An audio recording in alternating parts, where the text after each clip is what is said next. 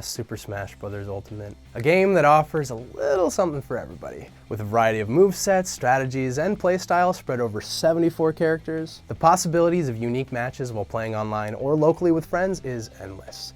So why does it feel like we're playing against the same types of players over and over again? Hey, I'm Marcus with the Leaderboard, and these are the 8 players you meet in Super Smash Bros. Ultimate.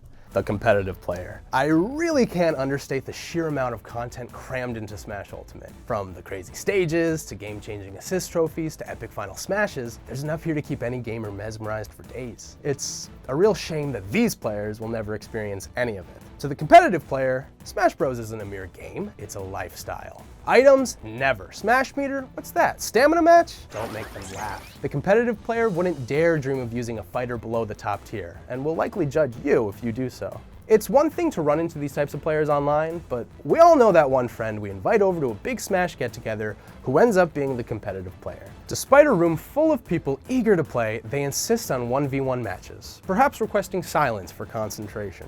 At least you'll be switching off frequently because hey, 2 stock matches only. Last I checked, Evo is in Las Vegas. Not my living room, Ryan. Now don't get us wrong.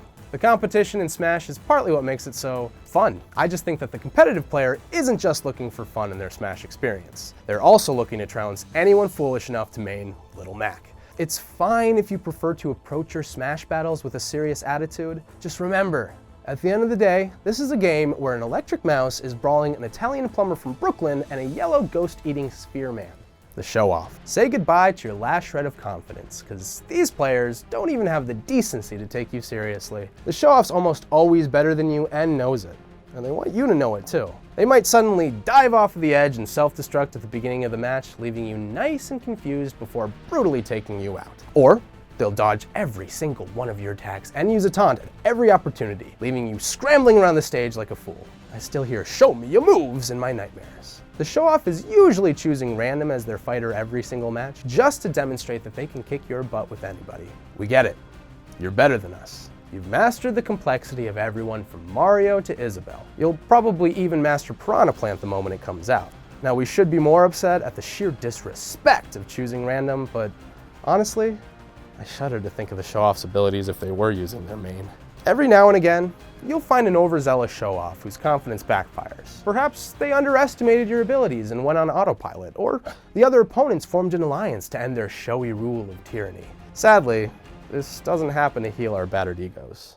The OneHit Blunder. For some newcomers, the abundance of moves in Smash Bros. Can seem a bit overwhelming. When a new player finally finds a powerful move that they can pull off consistently, they figure, hey, that's good enough for me. Spamming the same move over and over and over all match long is the OneHit Blunder's MO. A perfect example of a OneHit Blunder move would be Kirby's Stone ability. Floating high above their enemy before pressing down B is an easy to learn but surprisingly effective move. During chaotic matches, opponents will constantly need to dodge the barrage of cute and deadly weighted transformations falling from the sky. Timing this move perfectly and crashing down on your enemies with a thud is so darn satisfying that, well, I kinda understand the obsession. Similar examples include the Yoshi Bomb, the Super DDD Jump, and the Bowser Bomb. One-hit blunders don't just use specials, they'll also use aerials, ground moves, smashes, really any singular move that they feel comfy with. Most of the time, these types of players are predictable and easy to dispatch 1v1, thus the blunder. But in larger matches, where it's hard to keep track of everyone and everything, spamming the same move in creative ways while avoiding your enemy can be a winning strategy. It's really the only option in their arsenal, and they make the most of it. I just hope they don't expect to earn too much respect out there. One-hit blunders aren't always just the newcomers. Some people play Smash for years using the same move again and again, but after all these years, some of these spammers have the hitbox, acceleration speed, and timing of their overused move down to a science. They even know how much weaker an overused move will be with the game's stale move system and still be able to kill you with it. Even so, there are very few things more humiliating than losing to a one-hit blunder. It forces one to take a moment and sit back, reflecting on the hours and months of wasted time spent actually learning how to play the game.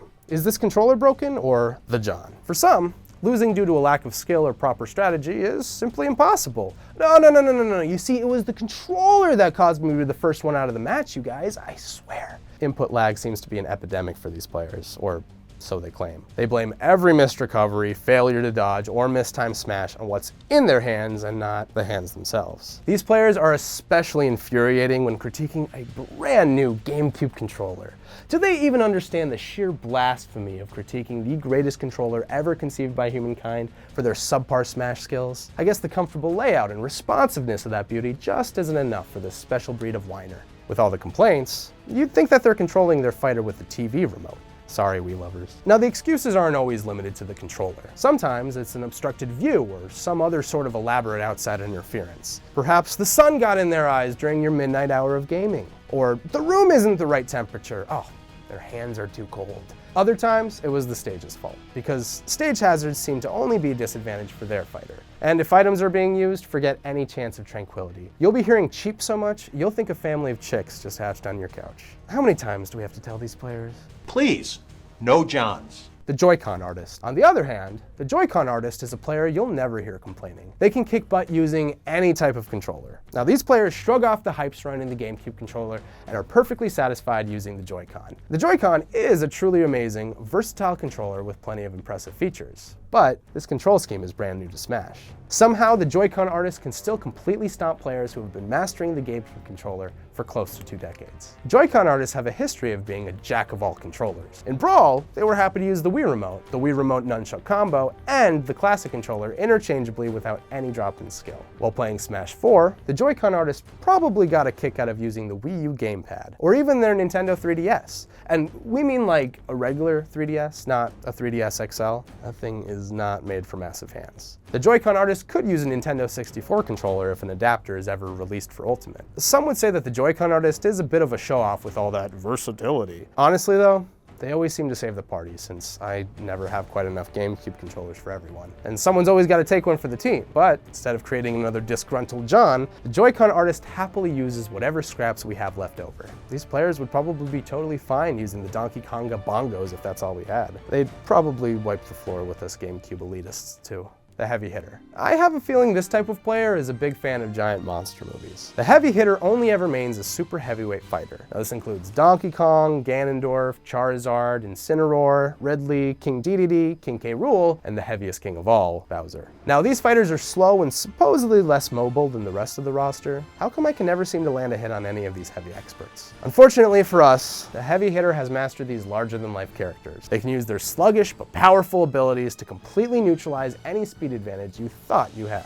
On the chance that you sneak in a few hits, it's not like it'll do much anyway. It takes a lot of damage just to move these beasts more than a couple of inches, let alone cause a knockout. Yet one attack from them is enough to cause a huge damage spike and send you reeling across the stage. Why not force these players to pick on someone their own size and choose a heavy hitter of your own?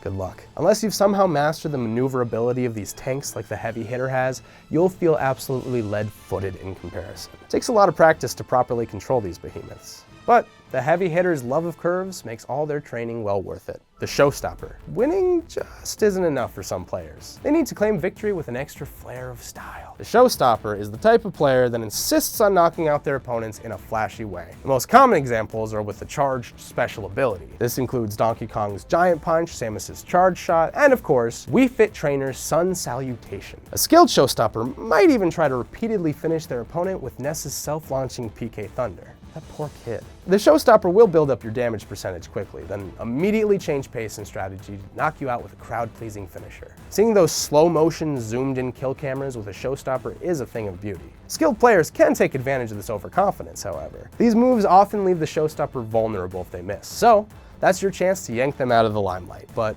if they connect, well, you'll be blasted off the stage too quickly for you to really worry about it anyway. We're not sure if the Showstopper is trying to get their opponent tilted or if they're merely trying to impress. Maybe they're showing off to their friends in the room who could never land such dazzling attacks under pressure. Or perhaps they just hope to wow the in-game crowd, prompting a digital cheer for their fighter.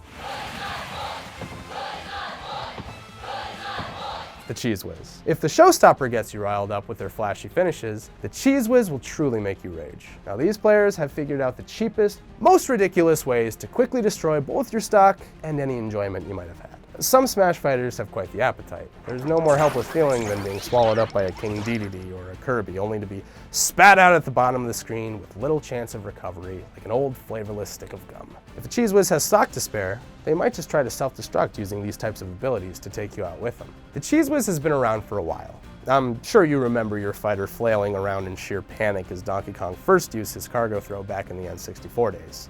He'd pick you up on his back and carry you over to the edge to your doom. Another historic example of moldy old cheese is the Ice Climber's wobbling ability back in Melee. If executed correctly, this cruel maneuver was completely impossible to break out of, causing an infinite cycle of pain.